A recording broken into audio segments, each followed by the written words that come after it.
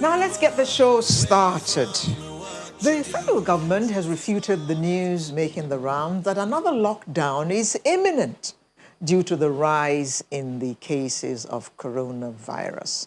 During the week, the federal government also announced Monday, January the 18th, which is 2 days' time, as the resumption date for schools in the country after an earlier announcement that the resumption date would be reviewed. The question is, how safe are we with the resurgence of the second wave of the virus? And after that, I put a huge question mark. Now, to look at that with us this morning, it's my pleasure to welcome two gentlemen who are with us in the studio this morning and one who will be joining us via Zoom from London. We have in the studio Mr. Chuks Nwoko, social entrepreneur. Good morning. Thank you for having me. We also have the Secretary of the Nigerian Academy of Science, stroke public health physicians, Dr. Doyin Odubanjo. Good morning. Good morning. Thank you. And joining us via Zoom is Mr. Bassey-Eyo, who's co-founder Axiom Learning Solutions. Good morning, Annie. Good morning, see you again. Alero. How are you? Thank you, Alero. Now, let me begin with you, Dr. Odubanjo. In spite of the rising numbers, there hasn't been a lockdown. Why do you think this is so? Well, let's be a bit gracious to those who have to make these decisions. Okay. In understanding that there are no easy answers, to some of the things they have to answer for. We have a pandemic which people are focusing on, which is the virus. But several pandemics come with it. There is the fear, there's socio-economic challenges. Oh, the fear is also a pandemic. It's a pandemic. People are scared stiff. So there are all kinds of things that it brings along with it, in so much that it makes it a very complex thing to deal with. So when you look at it and you say, oh, yes, we are having this upsurge in cases, I avoid the term second wave. But when you say there's this upsurge in cases, why don't we lock down? The question is, can we afford to lock down, actually? When we did have the first lockdown, we saw what happened even in Lagos. Yeah. We saw how people became scared even in their houses, that they might be invaded. We saw all kinds of things, insecurity, violence, domestic violence on the rise. So there are things that come along with it. So the real question then will be, can you afford it? Can you afford another one? Let me also at this point say that a lockdown is an extreme measure and an unusual measure to use in the control of an epidemic like this. You want to actually control behavior. You want to do other things like being able to diagnose rapidly and being able to treat effectively. A lockdown is an extreme one, which you don't want to use too often or for too long because of the problems that will come along with it.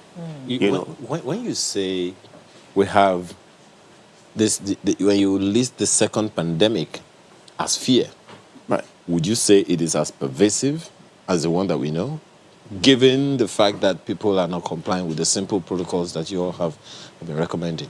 It actually is probably as pervasive, because when you watch what people are doing or are willing to do, how if today, for instance, we tweet right here and we put it out and say, oh, if only you would take 50 tablets of paracetamol, you will never catch COVID-19. You'll be shocked at how many people will take 50 tablets before we're done with this show. True.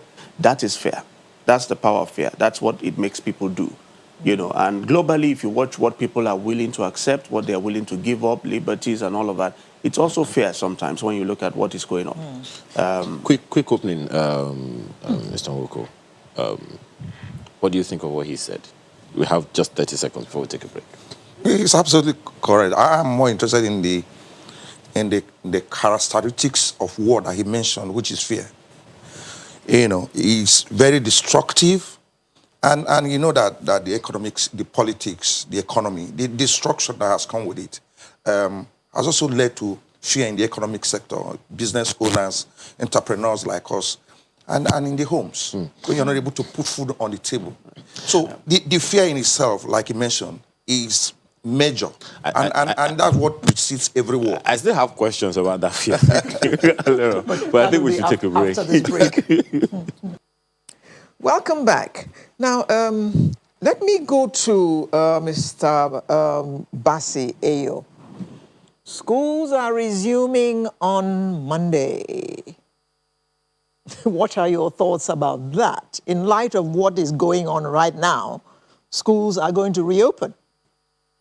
Okay, so before I just answer that, I just want to agree with the co-panelists. This is a pandemic, and very often we are looking at just the health issues. You know, we're looking at numbers, we're looking at indices that sort of always look back at health. There is a health issue. And when we say health issue, it's not just the virus itself. There's a mental health issue, which I guess when they mention fear, is also surmised within that. Then we have a learning crisis, and I think that's what you just alluded to in your question, which I'm going to address. And lastly, we have an economic issue. We cannot discuss learning on its own, neither can we discuss economic or health on its own. We need to look at it as an interplay of factors. Schools are opening on Monday, and I must commend the federal government and various state governments on their efforts in trying to surmount the issue. However, we are not yet there. The PTF has done a lot of work, but we're still not there. And when you look at some of the protocols that have been outlined, you ask yourself that are these protocols affordable and available in a rural, a low income, and a poorer neighborhood schools? They simply are not there. How many schools have a health facility? How many schools a functional health facility? How many schools have trained personnel? How many children in low neighborhoods even have access to clean water to have their bath, first of all, talk less of constantly washing their hands in schools? So I think the answer is that we do have a learning crisis, and it's where we are, it's a reality. And learning is not just about education in classrooms. Learning goes far beyond the classroom. The whole learning ecosystem involves assessment, involves learning, and certain other things. I think what is very important at this point is that when we say schools should resume on Monday, we should also sort of provide caveats that where schools are unable, where community, state government, local government are unable to open schools on certain days, what are the alternatives that you provide? We said a lot about online learning, which is fantastic, but the question is how many people have access to online learning? So I think, yes, schools have opened, and if you look at even the private schools, everybody's not going back to school because it's clear that the guideline says we should, schools must not operate at full capacity. Now, I want to look at the government schools, for instance. If you had a class of 70 people, you already had an overcrowded classroom, which we know in many instances is a reality of the day. We're not just talking about Lagos, we're talking about an entire country of roughly over 100 and something million people. So do we have the capacity to say we will send 2 teachers to teach under the 3 climatic conditions? Do we even have enough teaching personnel? So I think we need to really understand that we cannot take a one-size approach. We need to embed and strengthen our school systems. That's the teachers, the leadership, the commissioners, the school heads, so that they can have a varied approach. Online learning must continue on TV and radio to support whatever learning will be able to occur in the classrooms. But coming back to the health issue, UNICEF just said that children are not drivers of the virus. I beg to differ. I'm not a scientist. I beg to differ in the sense that there has been so much research on the health impacts of the pandemic that we are not really sure where things stand, and things have not been fully verified. The WHO and authorities would say one thing, and months later they change. So we are in a place where we cannot go by what is issued. We must develop sustainable local solutions. So in a place like Lagos State, a school in Ekwe may decide to do it differently. They may decide that they have 2 schools a day, morning and afternoon shift. We need to also build capacity for the parents so that they can take sort of conduct some learning at home with their children. I'm not talking really about the middle to upper class children because they have access. I'm really talking about the lower income children because they are the ones that we're likely to leave behind. Now, when you said schools open, I just wanted to bring something else to the equation, the NYC camps, which I just read Punch this morning, that they've been redirected to start orientation. I think that is quite a cause of concern because we need to reduce the gathering. The gathering is what really we need to reduce. I mean, we need to resume some sort of normal life, but we must ensure we don't gather. I listened to what the panelists said. How many people in Nigeria? I mean, I just left out a few days ago. How many people are actually observing the protocols? How much more children? How much more young adults? So I think we need to face reality. I think that's where the issue really is, why a good number of people are actually quite concerned. But let me bring that conversation back into the studio. Mr. Nwoko, you began by, talking the other time about this, the fear angle, the fear ambit, and he has also mentioned that, if we look at the mental health aspect, it is quite significant. But, looking at the social, the entrepreneurial aspect of it, a very good number of schools are private schools. Mm-hmm. A significant number of those schools have had very limited capacity before the pandemic. Mm-hmm. And now we are returning to school. What are your fears, if I can go back there, and what do you think we should be doing? Because it is also part of the responsibility of government to compel the schools to enforce the observation of those protocols. I think at the point where we are, it will not be proper for me to use the word compel. I think that government should be able to reach out to its citizens by saying something like, look, do what you need to do to protect yourself. Do what you need to do to stay alive. Because as an entrepreneur, and coming to this place this morning, as I was coming, the question that was on top of my mind was, what is it that is really killing people? Because people are dying. What is it that what we don't know is killing us? We know about COVID. So when we opened this discussion, the first thing he mentioned was fear. And I have always talked about fear in my articles and all the things, other places I've spoken at. I've talked about fear. Now, as an adult and as a family man, I have developed my own local system of dealing with fear. But for the purpose of this discussion and for people who are listening to us, is it that beyond COVID, is it fear that is killing us and all that? Capacity, yes. If school is opening on Monday, how is government helping? I believe that government can help by just mere speaking. Like I've seen other heads of government speak to the people. Words of encouragement. Professionals like this seek their opinion, see what you can get, because there are just so many opinions. So I'm concerned, there's so many views, many opinions and all that. And as far as I'm concerned, in the month of December, I almost died of fear. I almost died of fear, and as a result, I had this contraction. In fact, I forgotten in the car, I brought what was used for me in the clinic where I had a contraction of the heart.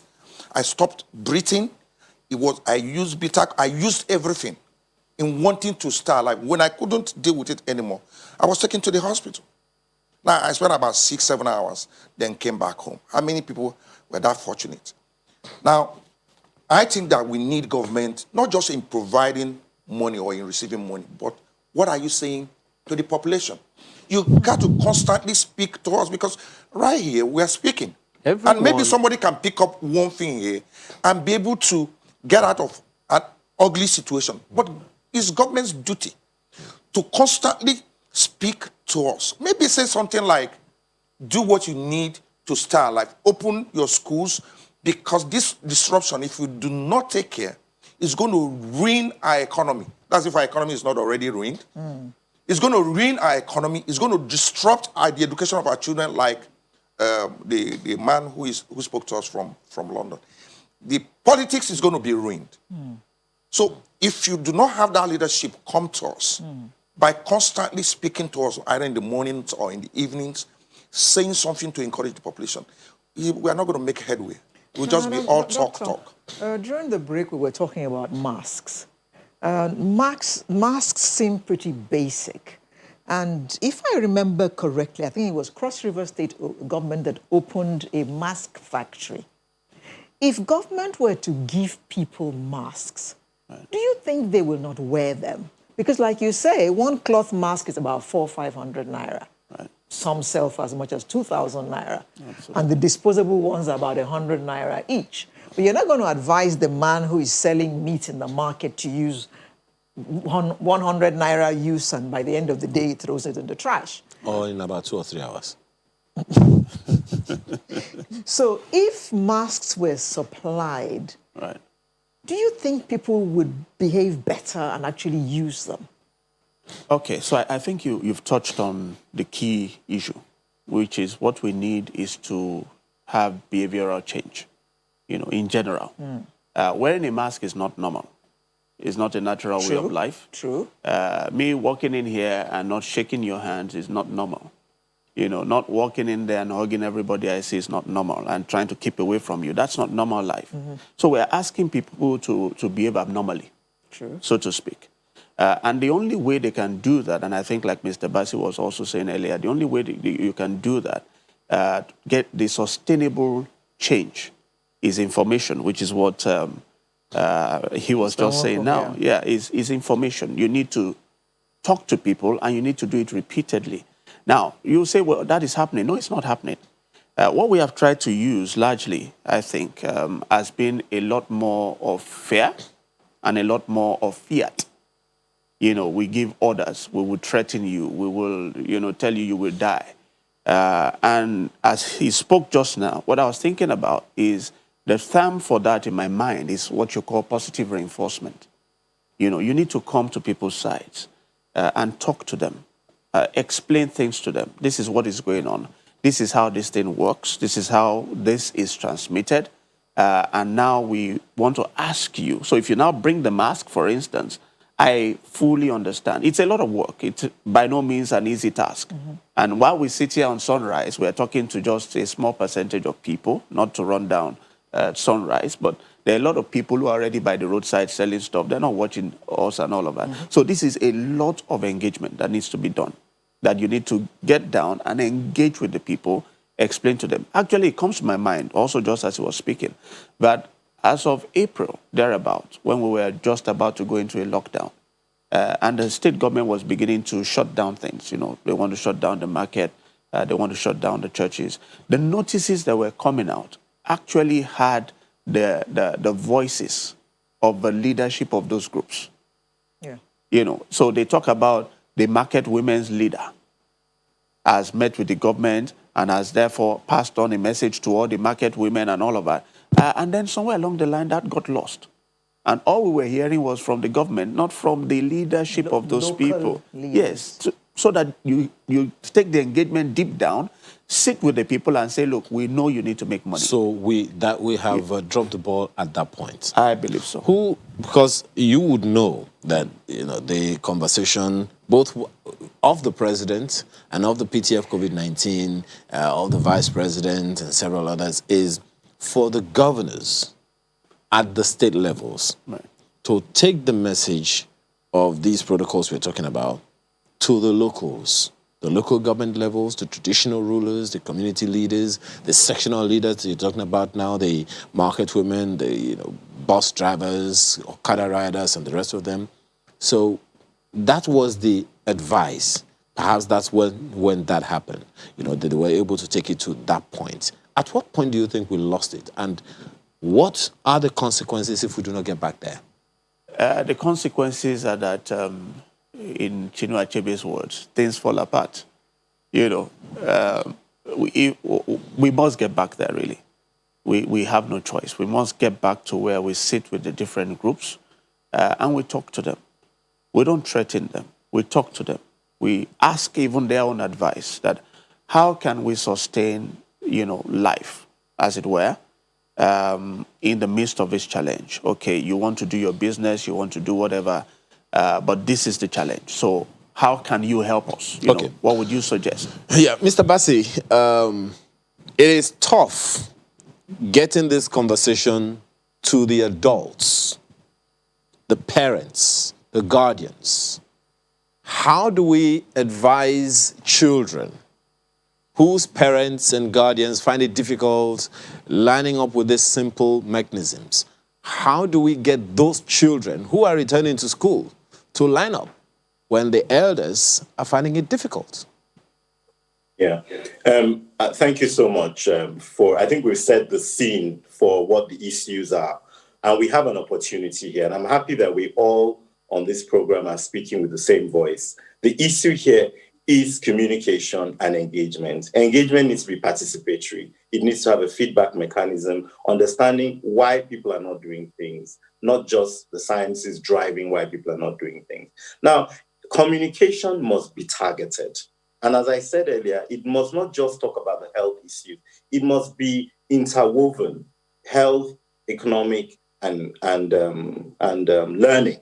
So for children of various ages, children that are, or would I say young adults who are at the transition class levels, you would want to craft a message that, look, it is important that you adhere to protocols because you need to transit onto university or your vocational center in 6 months. And if you don't adhere, you could fall sick, you could A, B, C, D, F, G, Y. For children at early learning, you turn it into music, into dance, into folklore. And a lot of the communication I have been hearing is in a lot of scientific and big man's English. We're not speaking pidgin that the market woman can talk to her son or daughter. So whether a child is in a top school, international school in Lagos, or in a rural school, we start having disparate communication channels so that something is in Fulfude, is in Efik, is in Nupe, is in Yoruba, that it reaches the grassroots. And these are not necessary long things. It could just be a mantra. A mantra could be, like, wash your hand bin, sneeze bin, something of that nature. And it's not complicated. We have communication experts in this country. We have content people. This can be done. So the answer to your question is that we cannot continue with the universal communication approach. Communication must be targeted to the various sectors, to learning, to health, to the economy. Communication must be interwoven. It must address issues at the mother tongue. It must address issues at, sectoral, both informal and formal, because the issues are dissimilar. I just want to paint a picture to you.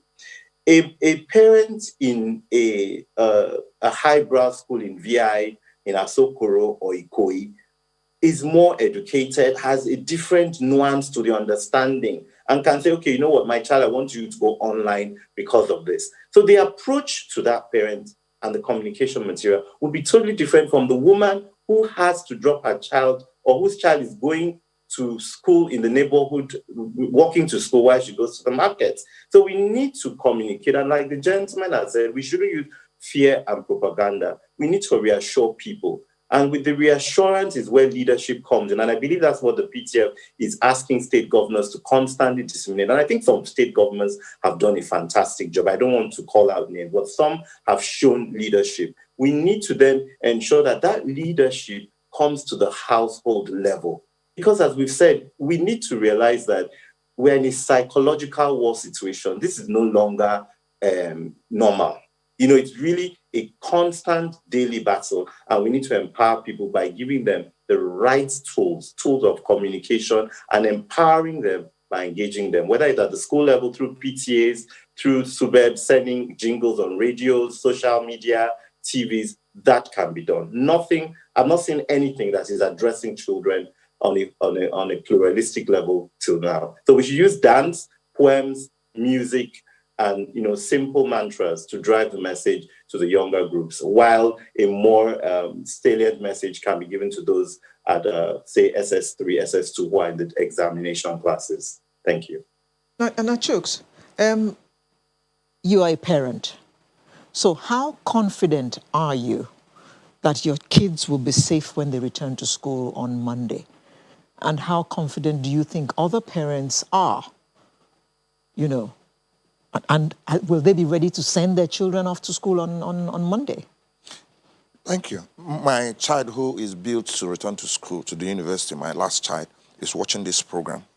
I have had a traumatic experience just finishing from SS3. They back and forth. She went back to school. They asked them to go home. Eventually, they went back to school, wrote WAEC, right? So, and as I was coming here this morning, we talked about her to watch. Now, what time she's going back to school also is important, because those that are already enrolled, I don't know when they are going to go back to class, take their lectures, write exam, pass her, so that these new ones can enter. But she knows what to do. She knows what to do. She knows how important the protocols are. We just added something in my house recently where you have to put shea butter and mentholatum in the hot water and inhale it, because both of us have to go out every morning to go and look for something to eat, because she's free now. The hustle. The hustle. Every morning we'll go out, so we do that. I was not able to do that this morning before I came out. Now, she has to go to school. But above all, it's a faith thing. It's a faith thing as a parent. You have to have some level of faith that she will go and come back. Because really, this last section in SS3, it was basically faith. Taking her back to school and the school setting up the protocols when Lagos State government said school should resume. And she went back to school and she's back and she's well. So it is the same thing. But any one of us here that is a parent, you know that really what you owe that child is to have faith that it is going to be well with her. Because you're not going to keep her in the house for a whole year. Yeah. And trust that other parents who are also sending their children to school will do the same thing. And that she will be so, with the self-discipline that she has from home, that she'll be able to use that to protect herself. Otherwise, she will just come back home. She knows what to do. When we come back from this break, Dr. Do, you tell us your experience and what you're going to do with your children after this break.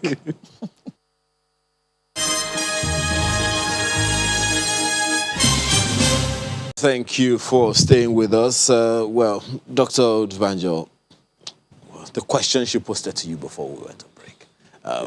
Would you agree with, Mr. Nwoko, that the thing to do is what? Follow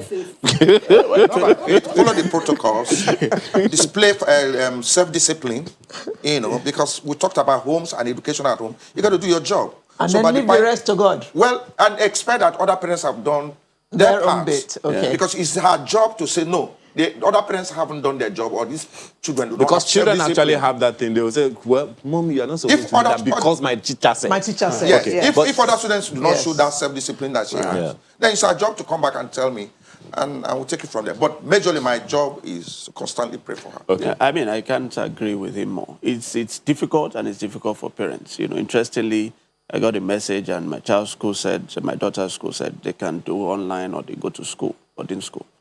So I said, forget online, you are going to school. I said, because I want my life back. Self-interest. Yes, I mean, you guys I have to be assistant teacher, monitor this, monitor that. I said, no, you go. So that's also is some degree of faith. Faith in the other parents. I haven't taught the children, because every time they go out with me, the first thing I ask them, you jump in the car, is where's your mask? Where's your mask? I mean, you're not going to wear it with me in the car, but where's your mask? Because we might stop somewhere or the other, and you're going to have to wear it to get into any place with me. So I expect that people have been doing that. I expect the schools have tried their best. But again, there's always a degree of risk, and that's where the faith comes in. Mr. Forgive me if you don't. Yes, you go ahead. Mr. Bassey, children have been home for a while. So going back to school is like starting afresh. Many of them haven't picked on their books in like how many months now? And they're going to go back into class and pretty much start afresh. What are the things that you think teachers, parents, government ought to look out for in the psychology of learning? Okay. So what you stated is not the general reality. Like I said, there's a divide. What the learning crisis has showed, a great digital divide. So children from middle to upper class homes actually have not been left behind. They're even on top of their classrooms because of their schoolwork, because they have been connected digitally, and online learning has continued. And what we've seen is that online learning is not necessarily dissimilar in terms of learning outcomes. So the children from poorer backgrounds who were not able to catch on because they've not been able to connect to learning online and remotely are the ones who've suffered and have not been able to get that content. But on a whole, both children, irrespective of what backgrounds you're from, would suffer from that lack of social interaction. Children are encouraged, part of one of the basics of early childhood is to allow children to interact. And that interaction does a lot of things. It builds up the cognitive skills, communication, particularly for the younger ones between the ages 3 to 6, 7. That really helps at that stage. For those also going through hormonal things like puberty, you find that interactions help them to kind of reinforce and find their identity beyond working with adults and siblings at home. So for teachers, one of the things we have done for those companies and other, governments and consultants that run a massive program of teacher training is to build the competencies of teachers to be more empathic, to bring in that empathy into the classroom, for the teachers to be emotionally intelligent, raise their EQ so that they know and are more aware. So while you find a child who's not doing as well as maybe he was doing last year, or a child who has suffered, a lot of people have suffered some sort of loss, whether loss of income, parents have lost their jobs, household incomes have gone down, and this has impacted them. So for teachers, it's important that you understand this. And the teacher himself or herself needs to be emotionally intelligent because they themselves have their own issues. So it's almost like we're dumping everything on this poor teacher in the classroom to solve the problem. But governments, parent teachers association, old alumni of school, we need to build up the teachers to give them a voice of empowerment and the competencies that they cannot just focus on the subject areas, but also on the empathic areas. Now, the other thing I feel where government can really help, and I think this is where data is important. I think that we have an opportunity in this crisis to use data, big data. We call it small big data. That's big data in smaller tranches and targeted. We should see where the curve is showing. I mean, the learning curve is showing a lack of sufficient resource to support learning. Is it in mathematics? Is it in science? And those are programs that could then we could have remedial programs on TV. Whether it's Lagos State government that is doing a remedial program, it's on TV. You can access it in Cross River or in Borno State. So another thing is I find that all the state governments sometimes are trying to do the same thing. Perhaps with the National Council of Education, we can say, okay, if Lagos State are going to sponsor a program on STEM, let Edo State sponsor a program on arts and culture. Put this program on national network and radio network, and then people can access it globally. The other thing I feel we should really do, and this is really addressed at the Minister of ICT, who's a very progressive gentleman, is we need zero rating for tertiary so that we can really have affordable e-learning and for low income. So people who are accessing any form of learning, maybe over the next 6 months, can be supported at home. So you find that at the lower end, people can't afford data. Can we make that free, that people can get data, can just have access zero-rated bandwidth to access learning? So those are practical solutions that can help us succumb this issue for the returning students, both by the teacher in the classroom, by the government, and the stakeholders. Stakeholders, you have a role to play. PTAs, it's not just about school fees. You need to be part of the enforcing of these protocols. PTA association, community-based neighborhood watch association. We need to be a brother's keeper. Particularly, sorry, I keep saying about low-income households because these are where we are seeing a lot of issues.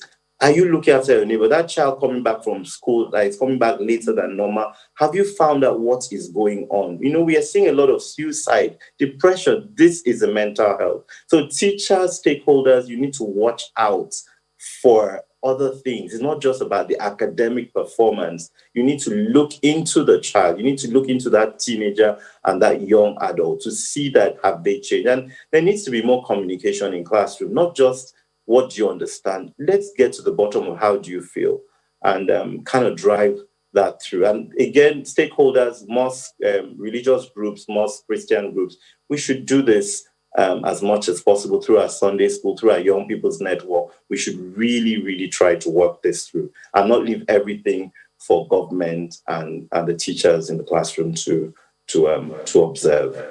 Yes, Annie, I hear you, and I hear you very clearly. But it's one thing to have internet access, but you also require an equipment into which you are going to input that internet access. So in the rural areas, how are they going to get computers? And even in the urban centers, there are public schools. There are more public schools than there are private. How are they going to get tablets or computers into which you're going to feed them this free internet access?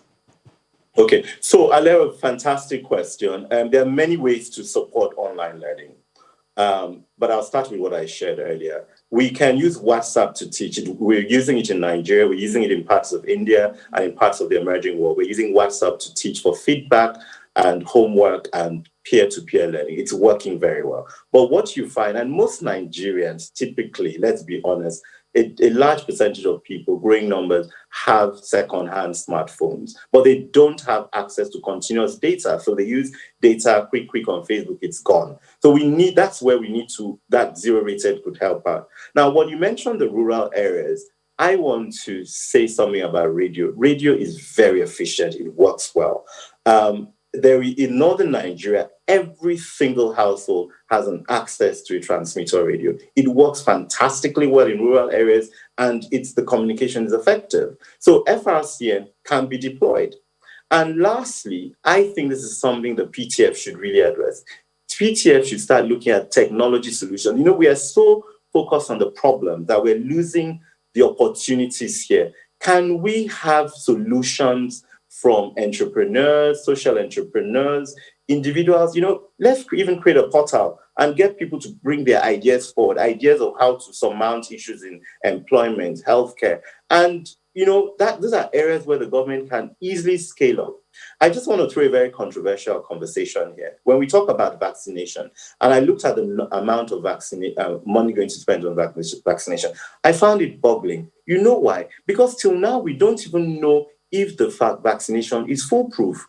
So why would we spend huge amounts of money to vaccinate when we don't even know if they need a top-up vaccination in a year's time? Surely 500 billion, 400 billion, 300 billion, because we looked at it at about $8 per vaccine and about 200 million Nigerians, which has never been contested or proven. If we spend that money in our healthcare, primary healthcare, trust me, things will change. If we even push a bit of that money into little things, rather than putting funds to vaccinate people where we are not sure, people that we're even vaccinating, we are told that after vaccination, you still need to wear a mask to school, you still need to adhere to all this social distancing and protocol. So those funds, I don't think we should even be talking about vaccination. We should divert those funds to things like targeted communication, empower every single Nigerian, whether you're going to school, you need to get a job, to make a decision for yourself at the household level. And then to give you basic tools. We know there's no money in the world. We know that Nigeria doesn't have money at the federal level and at state level. So let's be real and practical, and let's be more efficient on how we throw money at problems. So in a nutshell, Alero, we can use zero rating in a plethora of ways. Zero rating for those who have WhatsApp, Facebook, a lot of Nigerians on Facebook. And then the radio can support what we call instructional radio instruction. When the lessons are done, even the parents who may not be very literate can therefore assist their children in homework. We can also encourage smaller neighborhood group after school clubs, 5, 6 people, because these children anyway are playing together, to learn. And in all of this, we keep reinforcing, oh, wear your mask. We put the song when it comes to maybe a commercial break. And sorry to interrupt you. Sorry to interrupt you. You keep talking about WhatsApp. To be able to use WhatsApp, you need at least an Android phone. No. The data is coming for free. That's what he's suggesting. If the data but comes you for need free. the Android phone to be able to use the data. An Android phone doesn't come cheap. Yeah, and I actually was in an office where someone wanted to give the person a number and say, look, do you have your phone? Let me give you my number. And the man says, oh, no, I don't have any phone again. All my phones are with my children.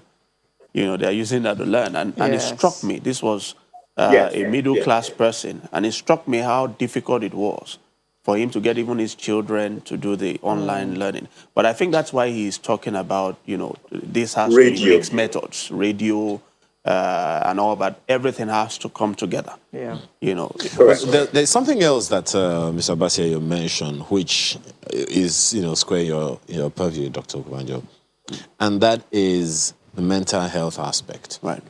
I had a shocking revelation, I think about going to 2 years now, where we had a guest who said that mental illness starts from as young as sometimes 10 years old. Even younger. And what was the disease? It said depression. 10 years old. What is depressing a 10-year-old who has no bills Exactly to my pay? question. Environment. My question. What is depressing a 10-year-old, please? Even you're depriving them of TV time could be depressing. But the point is to note. But so now that is out there. Right. So clearly, and that's what I was trying to reference in the question, posted to Mr. Bassey-Eyo the other time. These children are literally in a mental health state now because they have been denied the access of social inclusion that he referenced earlier. Right. Now, transiting them from that state of mind to the learning environment, to the learning mode now. That's the thing that I think we should be paying attention to now. Do you see us, even factoring that into this announcement of returning them to school? Well, not enough, but I think he addressed that very nicely, which is that you need the teachers to be on board, where emotional intelligence is concerned. That is, if the teacher himself is not depressed. Yes, and even the parents, because like we say, okay, what depresses such a child? I'm sure we've heard a child or two before tell you, I don't think my parents love me. And they meant children go through that phase where they believe their parents don't love them because they're being disciplined and they think the discipline is too much. I agree, but the error is to dismiss it completely without actually weighing it, looking at it a little bit, thinking about it a bit more, and sometimes interrogating the child. If you dismiss it completely and don't, you'll get over it, that will be the error. Because not every child gets over it. Some build upon it and actually have been known to commit suicide. So what does a parent then do? You have to take the time to understand, okay, what is the problem? Why would you think I don't love you? It takes a bit of time. Oh, yeah, you beat me all the time. You are too. And mind you, that will happen perhaps even more now. Because when they're at home, the parent also is stressed. Yeah. He's thinking about income and blah, blah. So you get edgy. And sometimes you might take it out on the child. And the child is feeling that, that stress, that anger, and is wondering, am I COVID? Am I the virus? Now, Mr. Woko, I was just going to ask you the question about the parental angle of that conversation. The parent is already having pressure.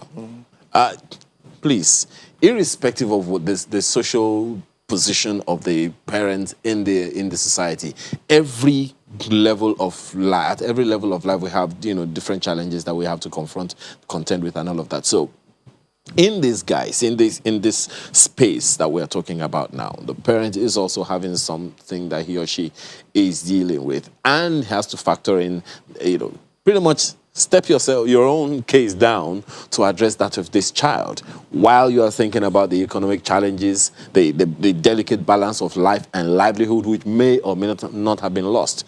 How do we go about this? Very interesting. Something happened yesterday, and this morning I took it to another level. I went to YouTube and I played this song while we were having a quiet time this morning. And I played the song, Let There Be Love. Let there be love among... Shared among us. Let there be love shared among us. Very, very important. I've been talking about love, between me and my kids.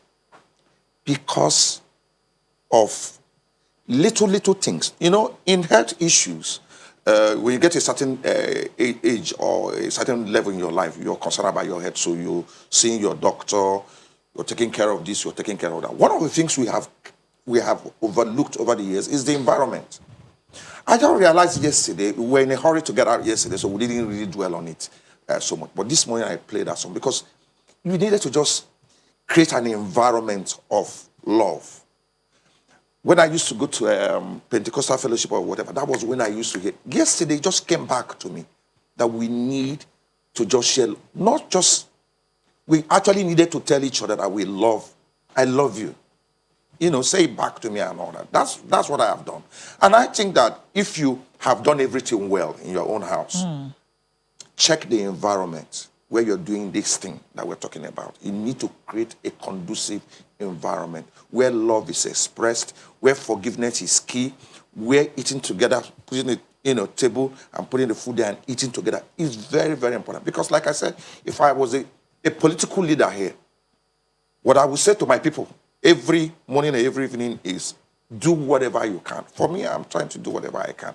And I think that that's the level of leadership that I'm able to provide. I don't know the one that you're able to provide. But we were talking earlier, and I said to you what you've done to the people who came to your door was leadership. Even if it was just one person, when you challenge them and question them about their mask. Now, you know that in the street, people don't believe in this thing. So we provide the leadership. It doesn't matter how they feel and all that. A lot of people, my neighbors, a lot of my neighbors in the street, they tell me when I wear my mask and I'm saying hello to them, say, why are you greeting us with your face covered? Are you carrying this thing? But it's our duty to provide that environment also. So it's very, very important that we create a conducive environment, having done all that we have been told to do. Wash your hands. By the way, I always say this, in 2003, when SARS broke out in Hong Kong and in China, all they did was just follow the protocol. So people ask and say, oh, they recovered quickly. No, they worked on the experience of 2003. But in agreement with what you said, these are trying times for everybody. Absolutely. And we always have said on this program, because you can't go visiting people, it doesn't mean you should forget about them. Reach out to someone, call someone. How are you doing? How's your family? That may be the highlight of their day because they've had a very bad day coping with children who haven't gone to school, giving them stress in the house, and you will just be some bright light in their day just by saying, how are you all doing? So just your family alone, Chooks, is not enough. I reach out to somebody else absolutely. And make their day. Absolutely. Thank you very much, gentlemen. Starting with Mr. Annie Bassey-Eyo, who's co-founder Axiom Learning Solutions, who joined us via Zoom from London. Thank you. And we had in the studio Mr. Chooks Nwoko, social entrepreneur, as well as Dr. Doyin Odubanjo, Executive Secretary of the Nigerian Academy of Science, Stroke. He's also a public health physician. Thank you all very much for coming to share your thoughts with us this morning. Absolutely. Sunrise will return in just a moment, and we shall be still talking about COVID.